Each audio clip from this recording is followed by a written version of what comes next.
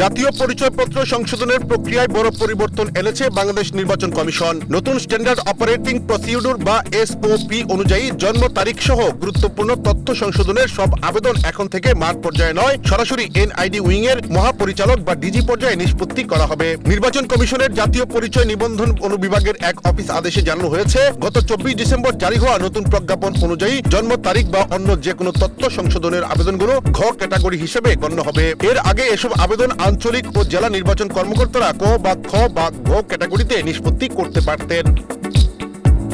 নতুন নির্দেশনায় বলা হয়েছে, প্রজ্ঞাপন জারির আগে মাঠ পর্যায়ে জমা পড়া এবং পূর্ব নির্ধারিত ক্যাটাগরির আবেদনগুলো এখন ঘ ক্যাটাগরিতে উন্নীত করতে হবে। অঞ্চল ভিত্তিক দায়িত্বপ্রাপ্ত কর্মকর্তারা নথিপত্র উপস্থাপন করে মহাপরিচালক পর্যায়ে এসব আবেদন নিষ্পত্তির জন্য পাঠাবেন। মাঠ পর্যায়ের কর্মকর্তাদের জন্য 3টি সুনির্দিষ্ট নির্দেশনা দেওয়া হয়েছে। প্রথমত, আগে ক 1 থেকে ঘ ক্যাটাগরিতে থাকা জন্ম তারিখ সংক্রান্ত আবেদনগুলোর তালিকা তৈরি করে নির্ধারিত সময়ের মধ্যে অতিরিক্ত আঞ্চলিক নির্বাচন কর্মকর্তাদের কাছে পাঠাতে হবে। দ্বিতীয়ত, প্রাপ্ত তালিকা অনুযায়ী নির্দিষ্ট সময়ের মধ্যে সেগুলো ঘ ক্যাটাগরিতে উন্নীত করতে হবে। তৃতীয়ত, ত্রয়োদশ জাতীয় সংসদ নির্বাচন ও গণভোট 2026 সামনে রেখে সীমিত কার্যক্রমের মধ্যেও জমে থাকা অনিষ্পন্ন আবেদন দ্রুত নিষ্পত্তির নির্দেশ দেওয়া হয়েছে।